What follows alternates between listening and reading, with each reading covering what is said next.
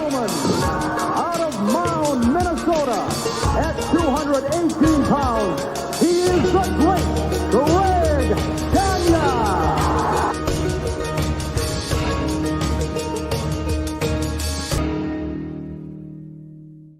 Hey, what's up? It's a Tuesday, and it is a time to talk some straight talk with the boss. That is Magnum TA, and we're with Greg Gagne. Magnum, how are you today? Happy Tuesday to you. I am barreling into the week, ready for you guys. Hey, no better way to do it because we're also live with Greg Gagne. Greg, how are you? Well, you know, straight talk gets me in trouble. I got a lot of trouble at home this week. I got the whole family up my butt right now. Uh-oh. Well, let's bring some heat onto the show here today. You can channel that over into pro wrestling a little bit. We're live on the fourhorsemanetwork.com or on onetruesporttv.com. So be sure to give us a shout out. Be sure to like, subscribe. Make sure you support the show in that manner. We'll do some other plugs here coming up here later on. I want to give a shout out to some folks in the chat. Triple E, ATF Media, CB is a regular in here. Eddie Prather's here. Charlie's in the house. So Hey, Charlie. hear from everybody here, and excited to get to interact with you guys. If you have some questions, be sure to chime on in. I'll keep my eyes peeled and see what we can do when it comes to that. I did also have some screenshot questions here that we'll address from last week as well. But first, I guess let's talk a little bit of what's going on in the world of wrestling. I didn't talk about this with you guys off air yet, but Magnum, you might know these guys a little bit better than Greg, considering they're AEW guys. But there was the release of, or the reported exits of Malachi Black, who was also known as Aleister Black in WWE, then Miro, Rusev in WWE, and then Ricky Starks is now apparently no longer with the company. And now we haven't seen any of those guys in a long time on AEW, but did want your thoughts on those types of talents, Magnum, and if you have any perspective on that. Well, I think it'll be, yet another opportunity for WWE to pick up some guys and showcase them and show them how you do it. And that Ricky Starks kid has got unbelievable potential for what can be done with them. He's a big, tall, in shape guy, get on the mic, get in the ring. I mean, he's just been, something waiting to happen in my estimation. And Malachi Black is he would fit right in with so many scenarios in WWE land. I mean, his wife's there, of course, but I mean, he just, he would fit right in any dark story you wanted to interject him in, like just immediately. So yeah, I thought that was. It wasn't shocking because again, you can see when they're not using people on television. Right. We can all read the tea leaves, but yeah, the WWE's making spots obviously on their roster too.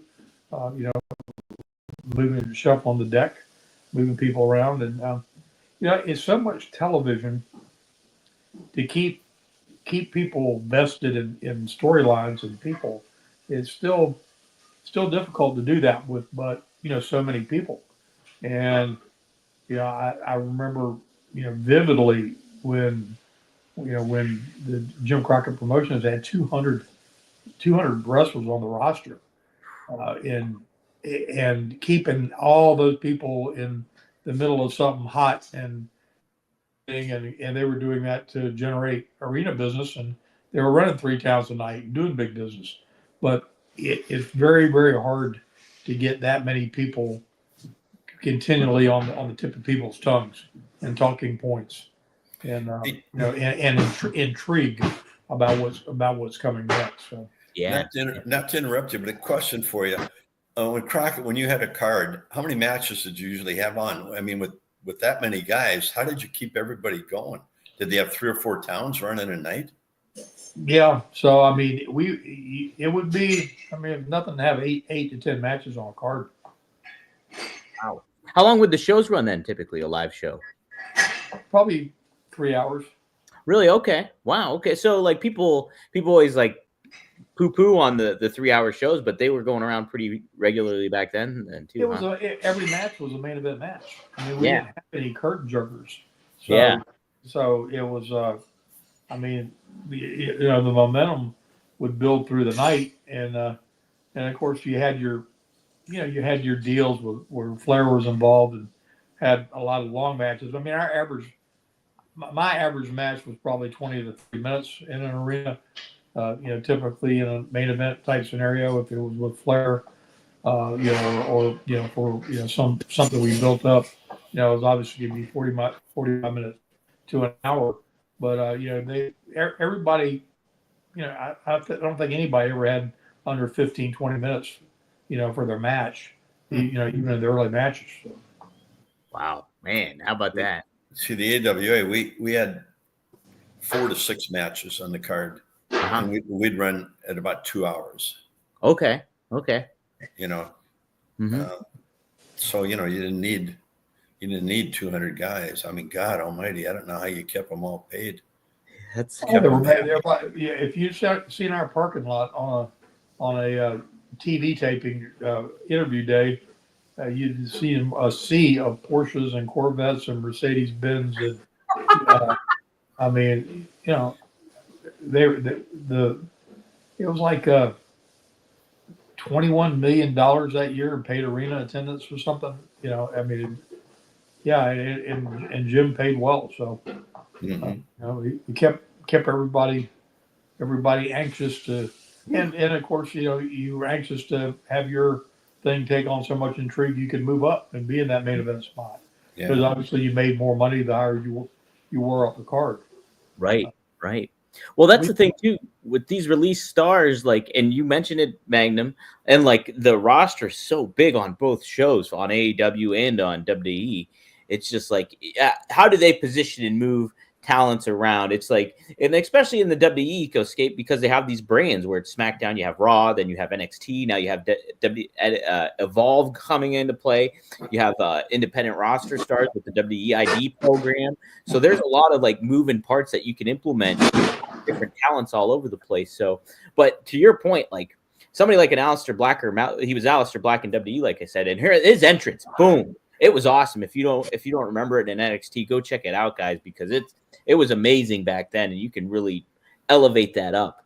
Kind of a question too I wanted to ask when it comes to these releases.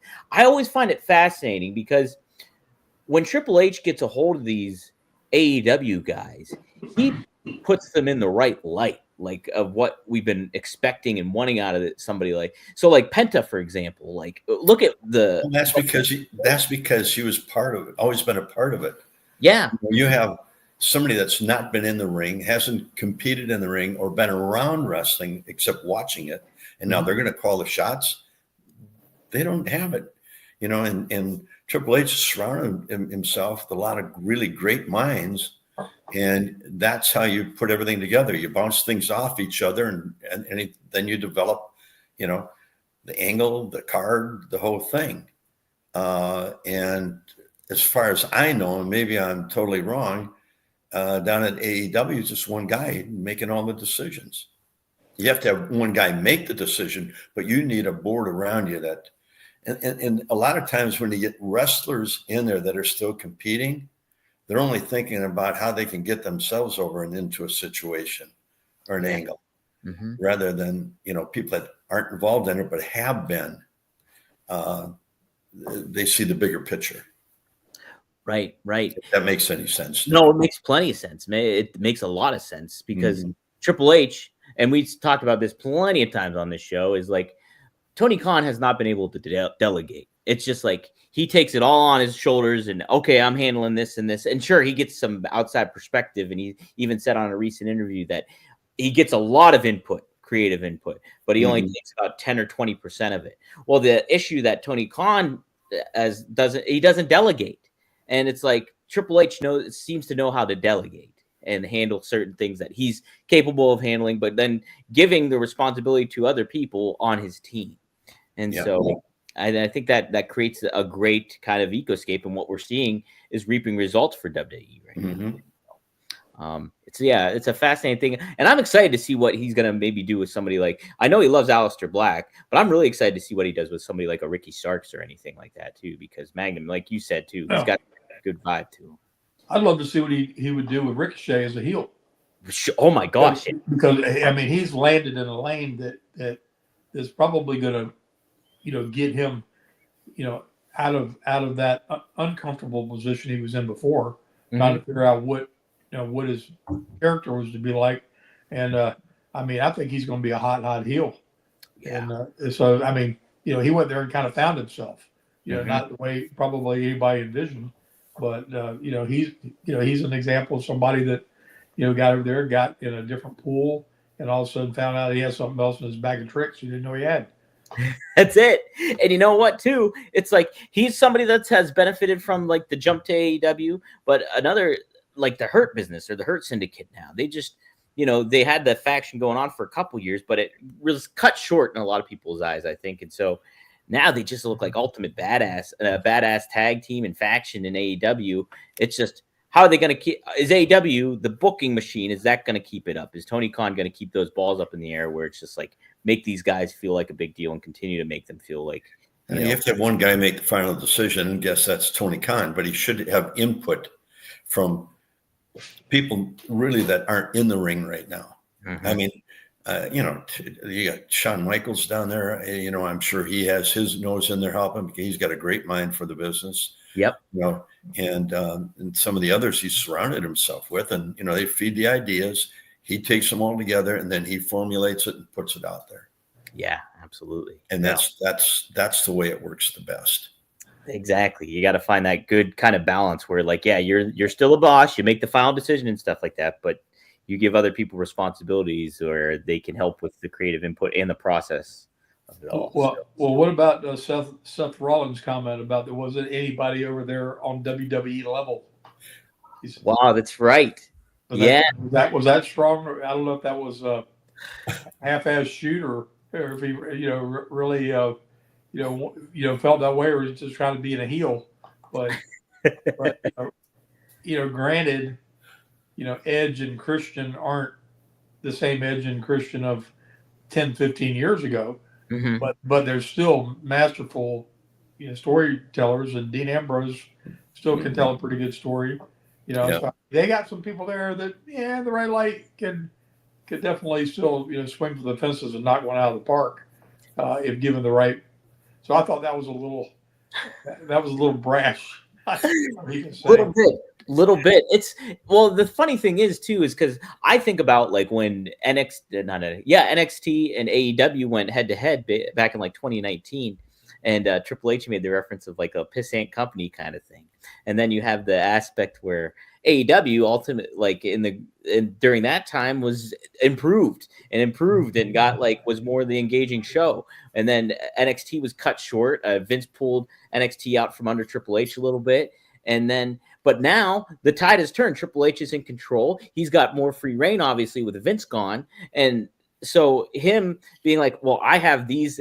This is what their AEW has done wrong with some of these talents, like a Cody Rhodes or a Jade Cargill or Penta. I'm going to take them and I'm going to put them in a different light. And it's almost like I always think about like Tom Brady having a chip on his shoulder because he was drafted so late. And it's just like I think Triple H might have a little bit of that mentality when it comes to getting some of these stars over here. You know what I mean? He's old school. I mean, just like when in the mid 80s when we were going head to head with WWE before the Monday Night Wars and all that stuff, we were all very competitive, like we were on a national squad team, going head to head with our adversaries. And that rivalry creates all kinds of magic when people are really fired up to go out there and tear the house down, particularly when we book head to head. We both be in the same town the same night, 2 buildings sold out, and them, how could there be that many wrestling fans in one geographic area and sell out 2 buildings and, marketably different products. And, that was always Dusty's deal. You use that Oakland Raider phrase of having pride in your product. And I mean, we had locker room talks like if we were going out there to kill somebody in a blooming gladiator war or something. And everybody was in on it. I mean, now with it, so it was fun. Yeah, man, the competitive atmosphere is what elevates everything. Like if you have competition, like you got to feel like I'm going to do better than that other company or that other guy. It doesn't matter, it's just like certain things. It definitely makes things much more interesting. So, did want to get to this question because Eddie Prather paid for it. So, thank you, Eddie. He says, question for Greg Magnum. Do you think if the AWA and JCP had invested in merchandise as extra revenue in the 1980s, like the WWF did, do you think it would have helped either promotion? What do you think, Greg, for AWA? Well, yeah, we had some merchandise, the T-shirts and stuff, but back then, merchandise wasn't a big thing. Mhm.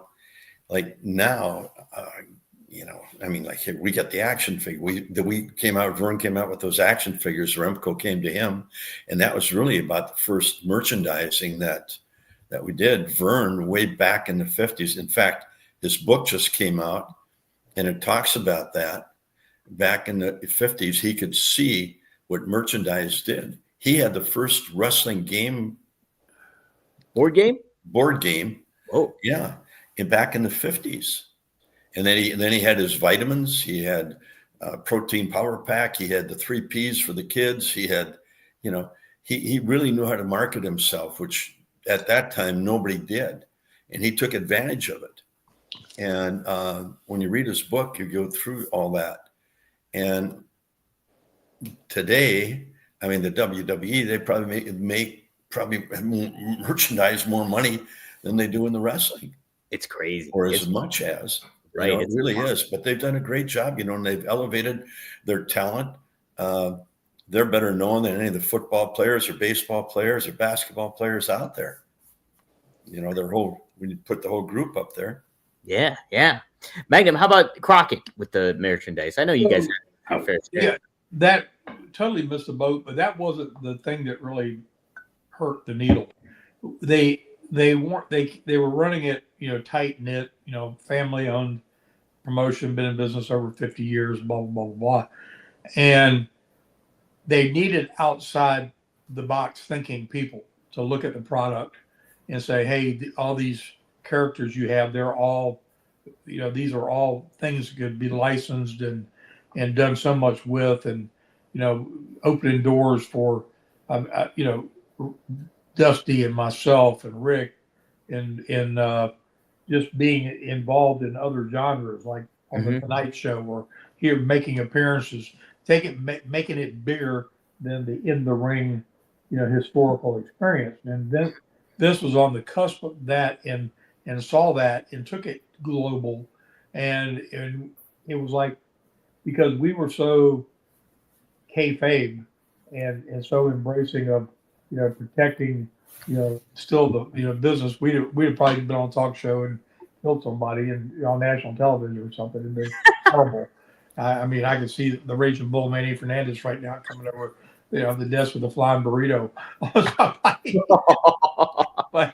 but it was just a different attitude and a different vibe. But that the merchandising and the PR and all the things that would have come from outside traditional wrestling resources is what it took to make it a global thing. I mean, Hogan being in that movie was was Stallone, elevated him to to a different perception, a different audience, a whole bunch of people that never tuned in and watched the wrestling show.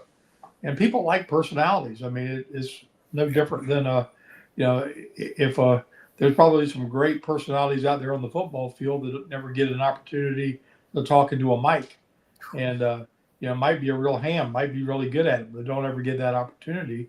And that people like getting to know the characters and what they like, what they don't like, and then you sell you something because, hey, I like the same thing he likes. Yeah. So missed opportunities all the way around. Sure. It was a different time too with the merchandise, because now everybody gets a wrestling. I got a wrestling t-shirt on right now, and it's just like, that's kind of how it's more accessible, and the stars are there, and it's like the merchandise sales are clearly a lot of the times what motivates booking and creative decisions. Like Jey Uso, not a lot of the time, all the time. Yeah, you're not going to take a guy that's your number one merch seller, whether you think it's time to change streams or not, cut your daggone your cash flow off. That'd be idiotic. Right. I mean, I'm sure that played heavily into Roman Reigns, Absolutely. In that long run, because that he was hotter than he was the hottest thing going, and concurrently, Cody has picked up the ball and done the same thing as a champion. They saw those weight belts and stuff and everything. Oh God, those belts, yeah. Yeah, and Jey Uso now with all the Yeet shirts. Yeah. And then you got CM Punk. It's just like there's a reason that they're up there and stuff. Well, and it's no different. It was NASCAR back in the day. It was the same thing. It's all about merchandising and marketing. You don't think when those guys reeled out of their car after winning a 400-mile race and they had to spit off all these names of people like that. If you couldn't do that, you might not end up in the winner's circle as many times as you'd like to either. That's it. You're not. They handed a Pepsi. You got to drink that Pepsi while you're on camera too. Exactly. Yep. and my dad was really, I guess, really ahead of his time, because in the early 50s, reading the book, he was more popular than Stan Musial and Crazy Legs Hirsch, who were big in that area. And then as he came in and got in the merchandise, he got on the Tonight Show, Art Linkletter show. He was the first one to come out with isometrics. Oh, wow. Nice. Doing that. And then he came out with the game and all that. And so it made him so popular that he was in demand more than any of the other guys. Yeah. But he knew how to merchandise himself. Yes. Yeah. And so then as TV got stronger and stronger, it just, he got stronger and stronger. Yeah. And you and I had talked earlier about the Lou Thez thing. But sure. Lou was, him and Vern got along, but Lou would never let him have the title. Yeah. He had a lot to say with the NWA and he just wouldn't. So. Wow. How about that? Yeah. Yeah. Well, speaking to your dad's credit and everything, he was very forward thinking in a lot of things and helped move, in so many ways. He was the precursor to what WWE is, because he knew how to market things. When the DuPont network came on, in the mid 50s, right? I mean, people would sit out in the streets, they could watch the TVs through the hardware stores or all the stores that they had the TVs. They'd be out in the window, and people would be standing out on the street after they closed, and they'd watch wrestling. Yeah, in Chicago. I mean, that's and what a great thing for television back then, because it was episodic, it was on every week, and wrestling promotions were paying to be on it, not the other way around, because it was how the stars were made, and it was how you got people to come out to the arenas and watch those things. My earliest memories of television in the 60s, when I was in single digits, was watching wrestling with my dad, and it was black and white. On black and white TV, watching old Mid-Atlantic stuff. They were like watching the dancing dinosaurs back then. They were just they weren't the athletic guys that they became. Yeah. But again, it was just, that was a natural thing. On Saturday nights, everybody flicked on wrestling, see what was happening. Hell yeah. I always, when I met Bruno I met him one time in Greensburg, Pennsylvania. I was like, my great-grandfather used to watch you on television. He's like, your great-grandfather? He's like, do I feel old? He's like, thanks for telling me. And I was like, yeah. So definitely, it echoes throughout the generations. Shout out to some. Oh, go ahead. Got a question there for us? Let's see here. I did want to some shout outs to some folks. John here says hello from Kingsport, Tennessee. Big AWA fan and NWA. So good to have you here on board here, John. Good. Glad to have him on board. JB, hello, Dom, Greg, and Magnum. Little Patty has joined us too. My cat is not in the house, thank goodness. I think he's sleeping. I'm not going to try to disturb him. You didn't put him outside in the cold, did you? No, I wouldn't. Never would do that. But so yes, let's see what this one says. Oh, here's an interesting one. Eggsy Trek Jedi. Any thoughts on how Lou Thez and Bruno Sammartino were as pros, and if they'd get over today? Greg, let's start with you on that one. That's a pretty interesting question. Well, they both had a slow and methodical way of delivering a match. Yeah, I think they would. Yeah. You know, it'd be you know, if they could adapt to, I guess, speeding up the match a little bit. Mm-hmm. I mean, when TV does a lot of, you know, they want to know what people when they're turning the channel. You know Right. what the attention span of the American public is right now before they turn the channel? I 8 told you that seconds. before. Oh yeah, 8 seconds. 8 seconds. Mm-hmm. So, you know, unless, and when you watch wrestling today, you know, it's moving pretty fast. Boom, boom, boom, boom, boom, boom. And it has to keep the attention of the public before they go click. Yeah. So wrestling has, you know, just gone along with it and made it a quicker and more fascinating matches than I guess they would back in that time. And to say if they could come in, I'm sure they could adapt to it, you know, because they were both good athletes. Mm-hmm. So yeah, I think they could. Yeah. Magnum, what do you think? It would depend on, it really wouldn't depend on what they're physically capable of. It would depend on their mindset. Yeah.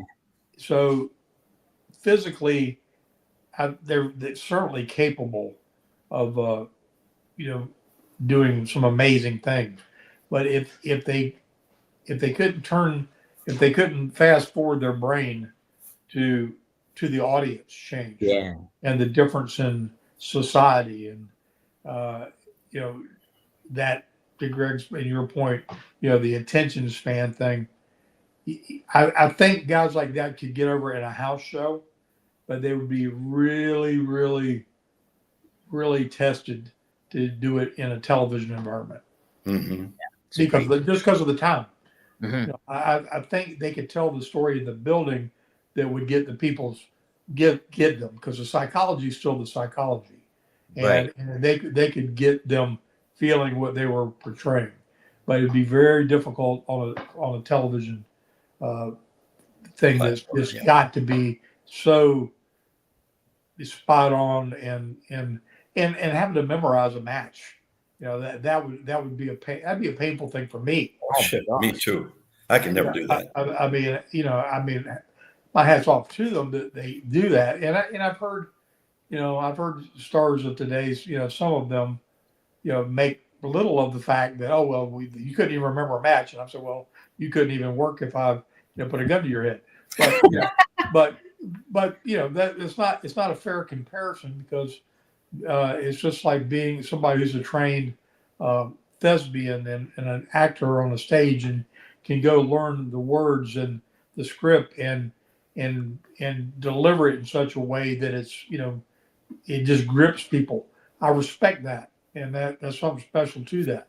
What we did was totally an improv in the round, and we accomplished the same thing. And did it take different skills than what they, you know, have to implement? 100%. And some people never got it. I mean, some people were a good dance partner with somebody else that could kind of lead them through it, but they really couldn't do it on their own.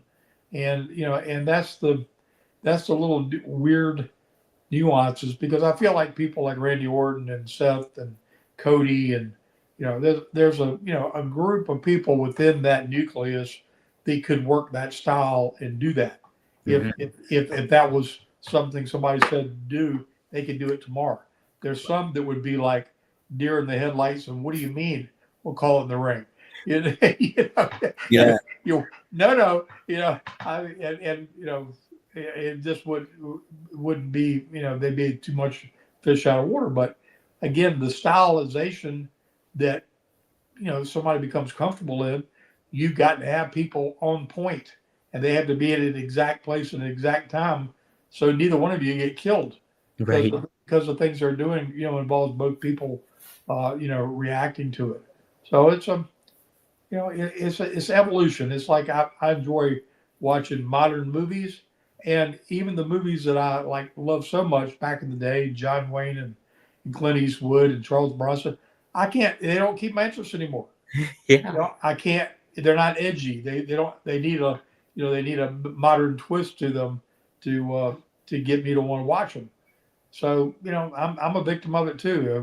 We're all spoiled by what, all the stuff we stream on our phones and in our homes and watch, and AI, things that can do the impossible. So, our expectation level is so high today. I think it would scare to death somebody like, somebody from back in the 50s and 60s, just looking at it and not being ingrained in it. It would be like they'd gone to another planet. Yeah. What do you mean? Yeah.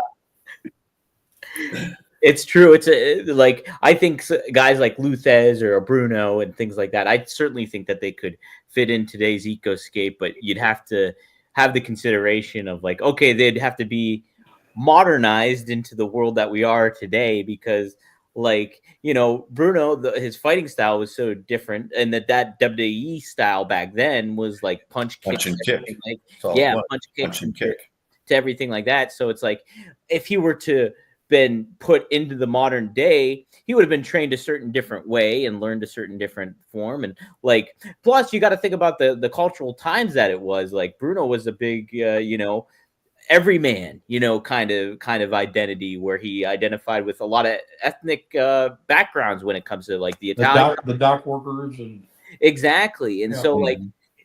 that's why he was such a huge star too, in a lot of ways, was because of that. Now, could that transition in a different manner? I think so, but it would just be an interesting kind of thing to definitely look at.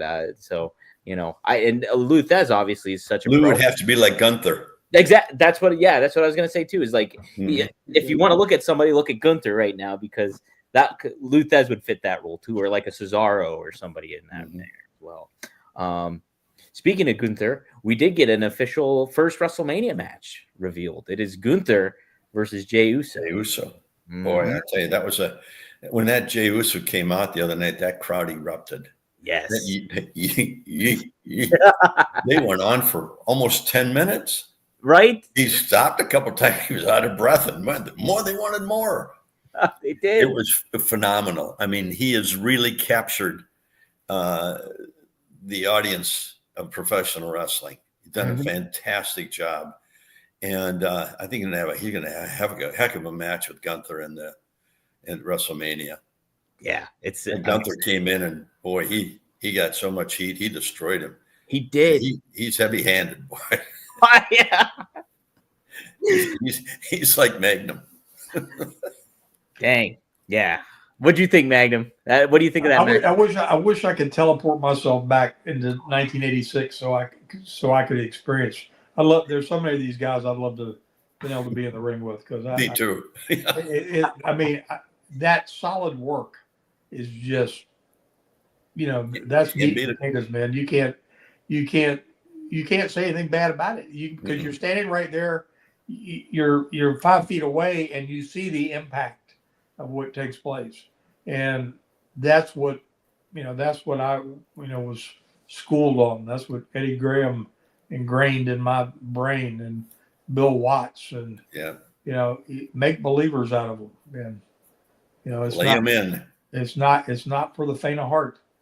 No, definitely not. So that was Vern. Lay him in.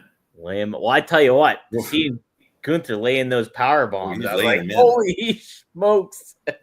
Yeah, it was some good stuff, though. I'm excited. Gunther, you could go in and have a match with him, old school match. 100%. You could. Yeah. There's quite a few guys there you could. Well, Magnum, we talked about it months ago when Gunther wrestled Cody at that Saudi Arabia show, and how that was like a really great kind of old school match.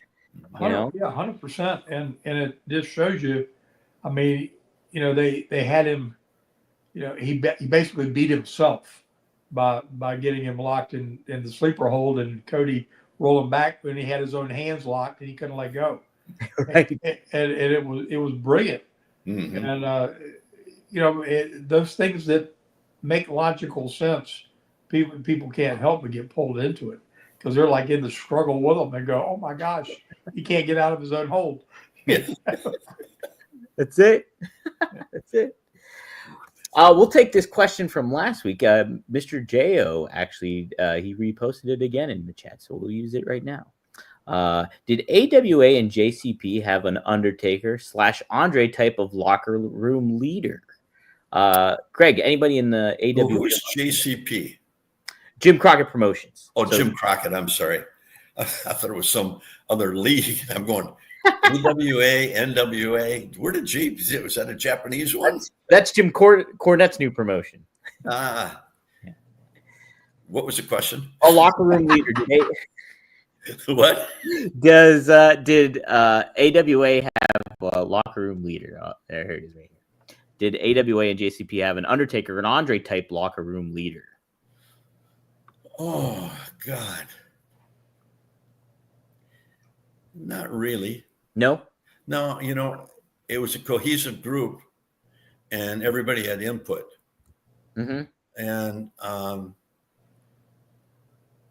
everybody, we had one guy usually would deliver the matches. Yeah. Whether it was Bachwinkle or myself or Bobby Heenan, people that knew what we wanted or what was wanted by the promotion. Mm-hmm. But everybody got along pretty good.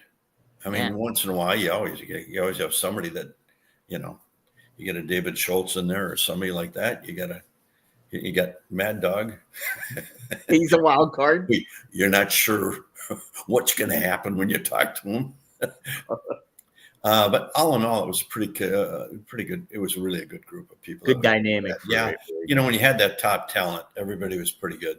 There's a few guys that let their egos get in the way, but they were taken down pretty quick. Yeah. Filtered out those type of guys. They were dropped down a notch really quick. Real. Magnum, how about JCP? Did they have any locker room leaders? Same thing. I guess it would be, if you looked at it from perspective of the locker room. I mean, Flair was always with the heels. Dusty was always with the baby faces. Mm-hmm. And Dusty was the team leader, period. I mean, he addressed everybody that, in the group. But it was, that respect thing of so many, talented people that it was like a huge collaboration. So it wasn't like we had our, our rookies and, younger guys. Sam Houston, I remember when he came in and was getting started, and we kind of tried to nurture him along a little bit because he was just such a natural. Gosh, talk about a guy who was full of this natural charisma. That was a real missed opportunity for the wrestling world. He could have, given the right opportunity, he was very, very entertaining. Yeah. He just never got quite cast correctly. But yeah, I would say it was, Dusty and Rick were the two figureheads, and just from having two world champions with the biggest feuds, of that era with each other. They were pretty much the ringleaders.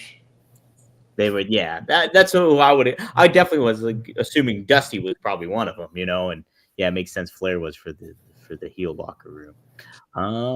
Let's see. I want to make sure we get to some other questions here. We have this one's from ATF Media here, Greg. This one's for you. Why, when, and where did Greg transfer football teams in college? Did he have to sit out a year? When did I? Or did I have to sit out a year? Yes, I did. I transferred from the University of Minnesota after my sophomore year, and went to the University of Wyoming, who had recruited me out of high school. But I had to sit out that first year, but I still had 2 years of eligibility. Oh. So, yeah. But that sitting out a year is not fun. You have to practice every day, and then the guys get to go to BYU or wherever they're going to play, Colorado State, and you're sitting home. No, that's got to be rough. Well, the other nice thing, when they were all gone, and you'd go down to the old Cowboy Bar down in Laramie, there were a lot of girls to pick from. There you go. There you go. All the other guys were gone, so it was pretty good. Well, your fellow other Cowboy, Josh Allen, is the NFL MVP. So. Yeah. You've done a great job, boy. He's awesome. He definitely deserved it too, I think. I was surprised that our coach from the Vikings got the Coach of the Year. Me too. I was He surprised. did a great job. But, when you look at some of the other teams, Philly and Detroit, where Detroit came from, they came from really nowhere and just dominated. Yeah. Crazy. But, I called TA to see if he enjoyed the game the other day. What'd you think, Magnum? In the halftime show. Oh yeah, I know. Getting a lot of talk that halftime show. I think I immediately thought of you guys when I watched it. I know they're loving this. They're tuning in just for the halftime show, Magnum and Greg. Well, I told Greg my story, so I'll tell you guys. My daughter, who had watched one little teeny bit of the whole Super Bowl, says, "Who's in the halftime thing?" And I said, "Somebody I've never heard of." And so she comes in, she says, "Oh, I know him." And she sits down and sings every song, and I was like in this. My 17-year-old daughter is in a whole different zone. I was doing that same thing. Yeah, and the thing of it is I've been around lots and lots of different kinds of cultural performers and genres and whatnot, but I can't keep up with what they're saying. Sure. And I respect the talent that it takes to do that and be spot on and never miss a lick and dance and do all that stuff along with it. I mean, I get what a talented performer he is, but I'm just, and even what they call country today, Jabuzi or whoever,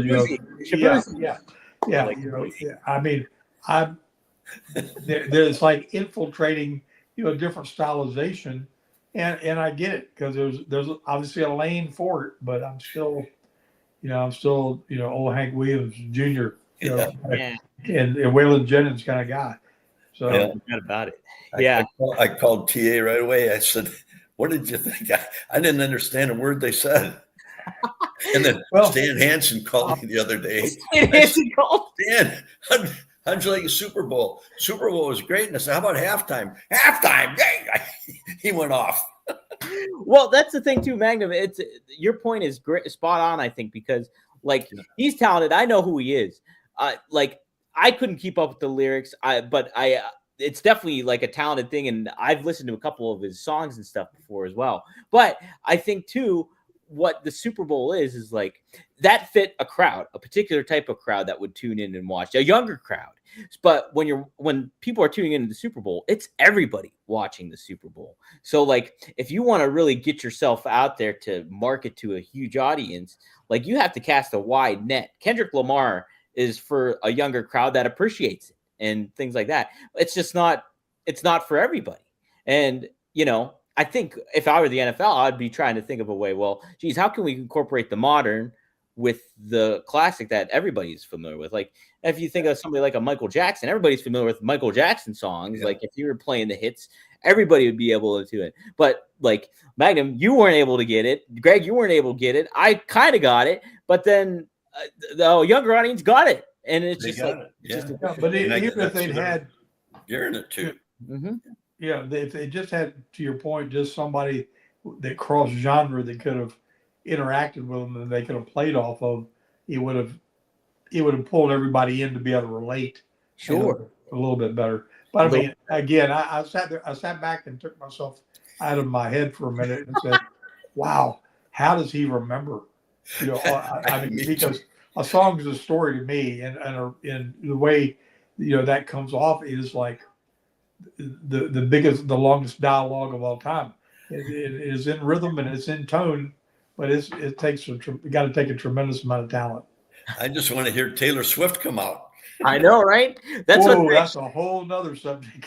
What a heel turn that would have been for the crowd. Oh, my goodness. But yeah, I mean, she's another talent though. I'm surprised they haven't tried to utilize her. Or halftime. So, yes, absolutely. Let's take some more questions here. Greg, if you could have expanded the AWA further, what towns outside of the territory do you think would have drawn well that you guys didn't hit?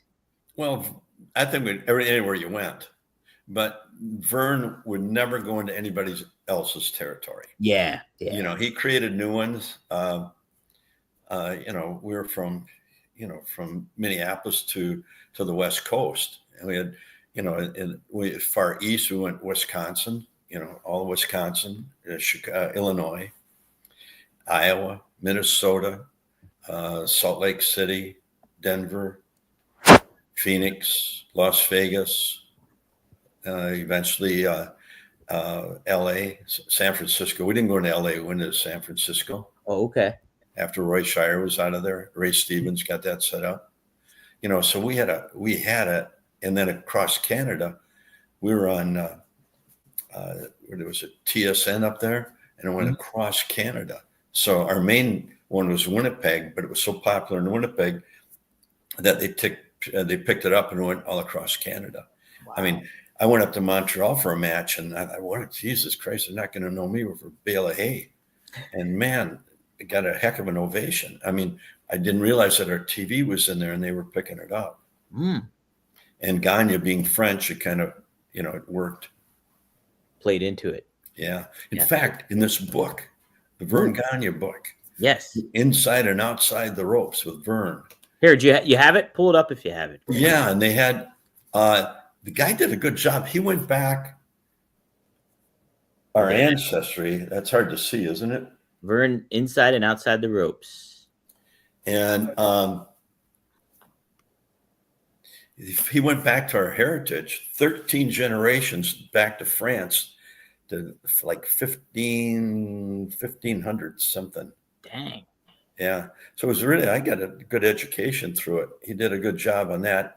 Some of the other parts near the end, I was a real fond of. He didn't get it right. But, he did the best he could. And it's a good book. And it tells how he grew up. He had a rough life growing up. Lost his mother young, and his dad didn't do much. Just wanted him to work the farm, and he wanted to wrestle.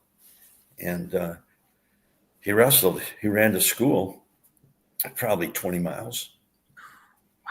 He'd go to school every day from where he lived. 20 miles. Yeah, when he was in high school, and he said he used to run 10 yards. And then walk 10 yards and 10 yards and all the way. And a lot of times then then after school, he played football and he wrestled, and wrestling was his deal. And a lot of times some of the coaches there, they would have him stay overnight at their house just to help him out, because get home and there was no food. And, he had a tough upbringing.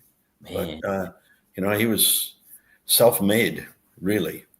Truly. And, he had his way of doing things, and, you did it that way, or hit the bricks, bud. Hit the bricks, or run 20 miles and go to school. Yeah, but as in the wrestling, though, he was really good with all the talent. Yeah.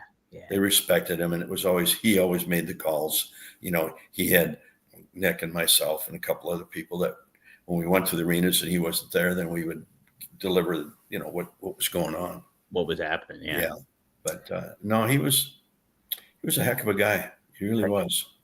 Yeah, I don't think he sometimes doesn't get the credit that he deserves, because when you read this book, in the 50s, I told you, in the mid 50s, he was more popular than Mickey Mantle and, that whole crew.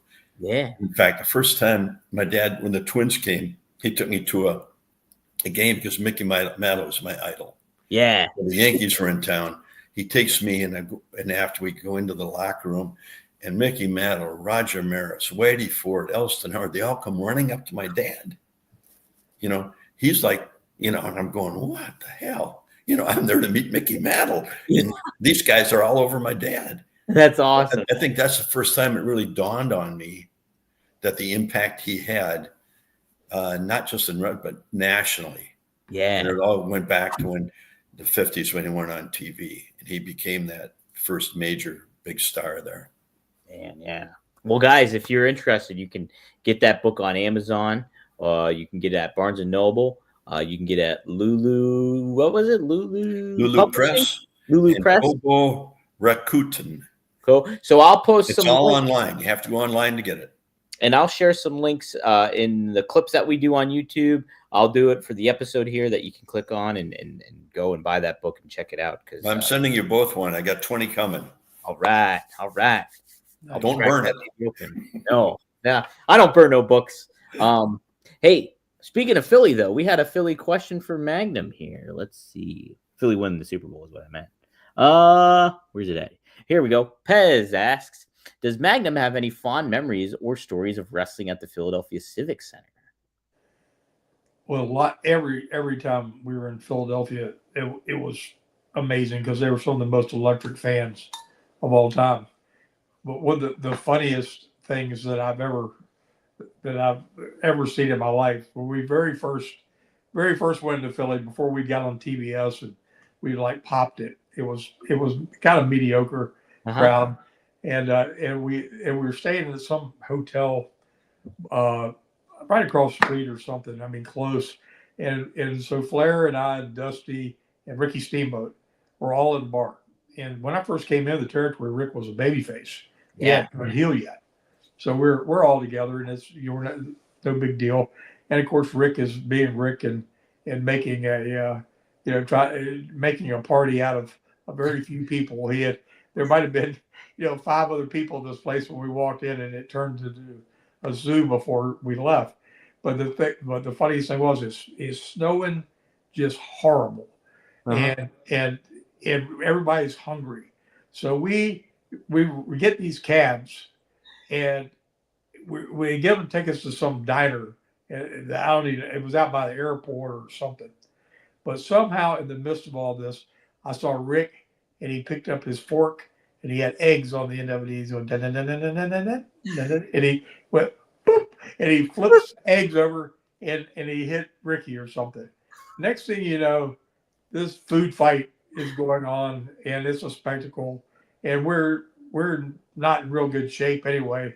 And somehow we were able to get back in the cab to go to the bar.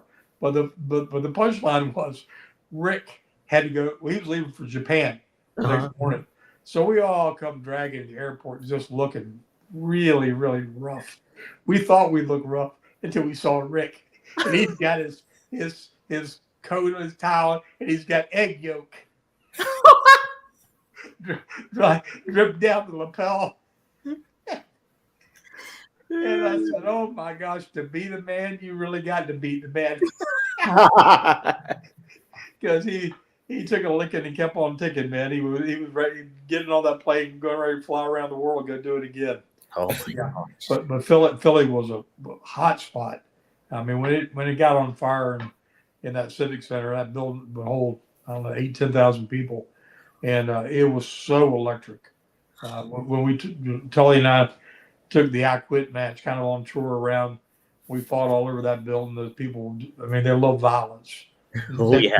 Same thing with Nikita and all the rounds for the U.S. title. I mean, they like to see a good fight, and they loved it when you were out there on the floor. You were right there in between them because again, it was all snug and there was blood and sweat flying, and they liked being right in the middle of it. I love Philly. I lived there 5 years. Such a wild town, but the fans are passionate, whether they're wrestling fans or sports fans, obviously.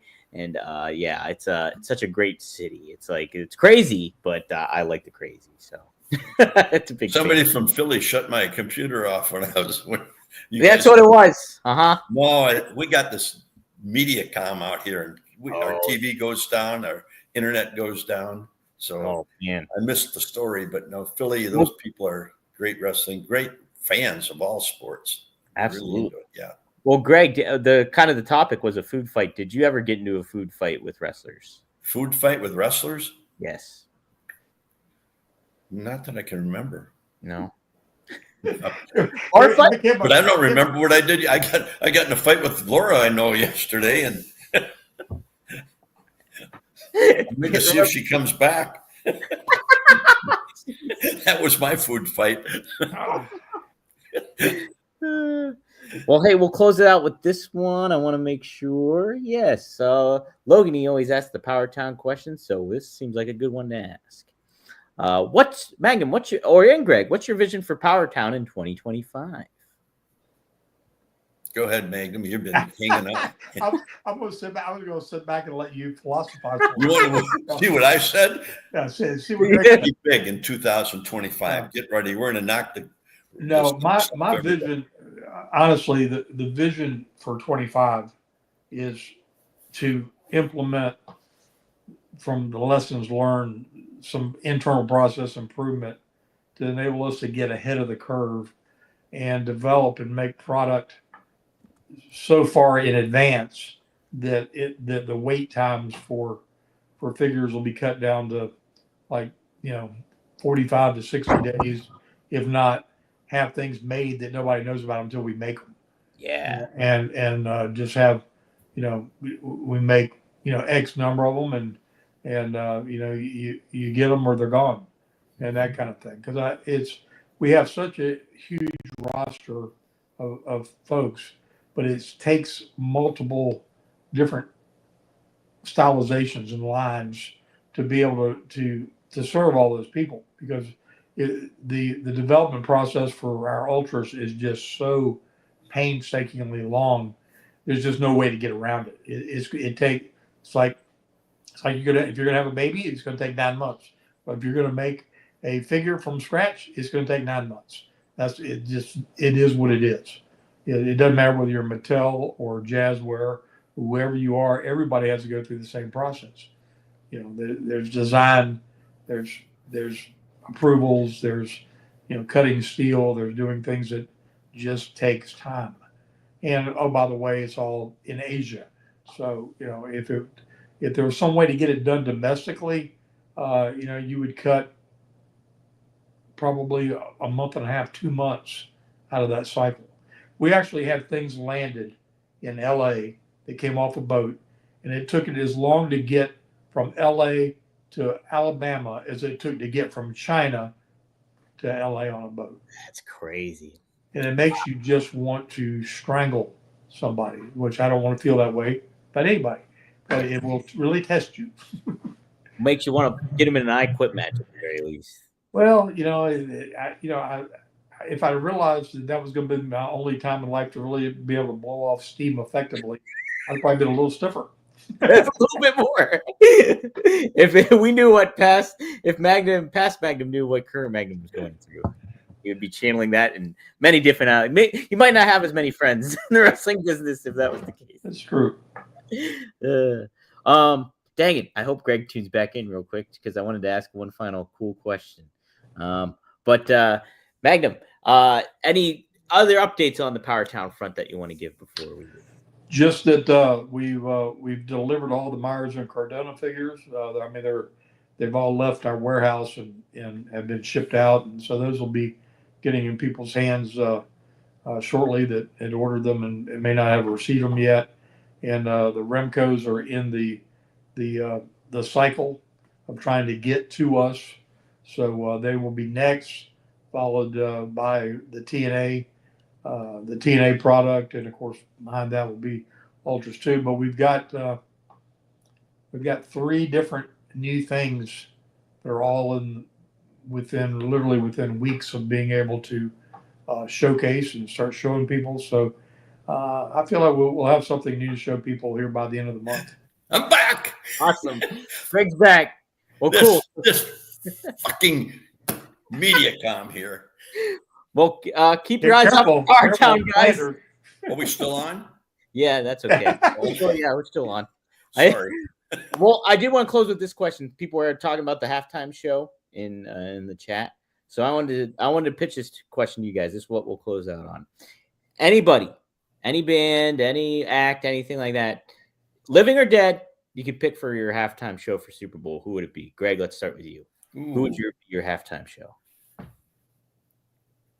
I like Bob Seger myself. Ooh, that's a great one. A little old time rock and roll, baby. That's a great one. I like that one. Take the old records off the shelf. Heck yeah, I like it. Listen to them by ourselves. Today's music ain't got the same soul, baby. We like that old time rock and roll. He's got the hits too to play. Night Moves, Hollywood Nights, so many. Still the same. Magnum, how about you? I would. I'd like to see somebody like Garth Brooks. Ooh, yeah. Yeah, real showman. Makes things spectacular. Got enough hits that he can do the set and keep things jazzed up. But somebody like that in their prime when their music was mainstream, something like that would be exciting halftime. That would be a good one. I'm going Rat Pack, Sammy, Dean, and Frank. Ooh. They could tear something down there. So that would be my 3. There you go. All right. On stage, you've worked miracles. That's right. That would be something. It really would. All right. This was something. We did a great show here. We covered a lot of great ground on here. Guys, be sure to. Are we out of time? We're out of time. It's one quick one because I didn't get it. I'll go for it. Yeah. What do you got? The Rey Mysterio and oh my gosh. Yeah. We're going to talk about that. Mm-hmm. Jesus. I thought that was a phenomenal match. Didn't you? You already know what I think.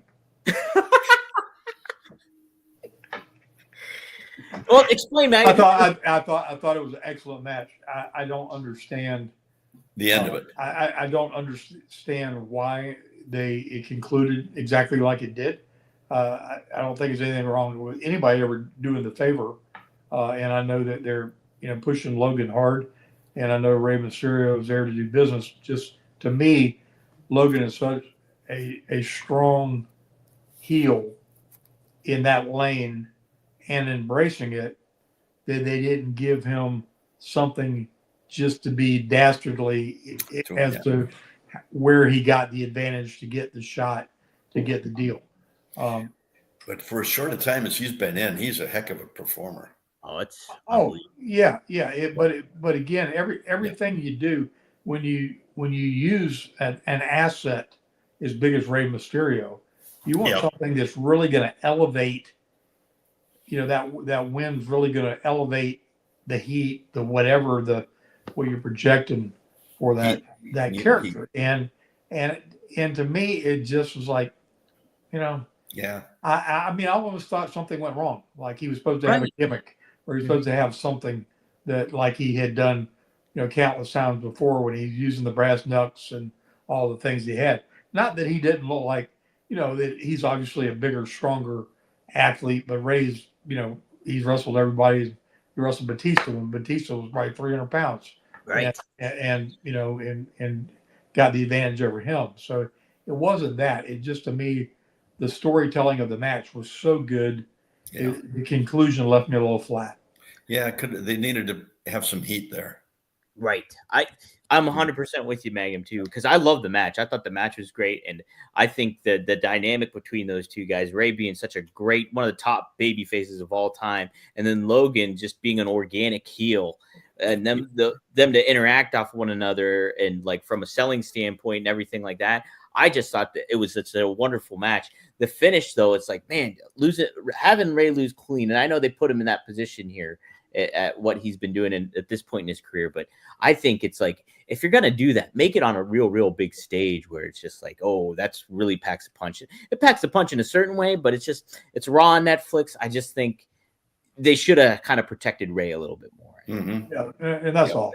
But nothing to do with either one of the performers. The performance was 5 stars, fantastic. Oh yeah. To your point, I don't know of anybody that's burst on the scene like him, speaking of Logan, and showed the maturity in the ring that he shows. I mean, it looks like he's been doing it for 15, 20 years. Yeah. And obviously he has not. So there's some talent in that gene pool somewhere that's, amazing.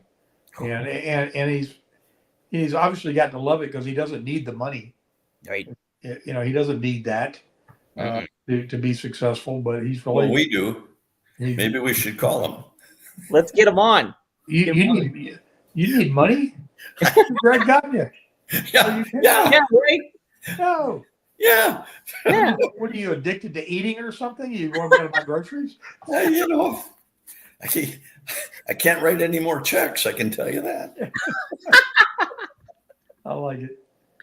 You can, but they might not come back. They might have a little bit of rubber to them. Yeah. Take this card. Take this card. Hey guys, if you want to write some checks, write it to 1tsport.com and check out some of the merchandise we got for Greg and Magnum.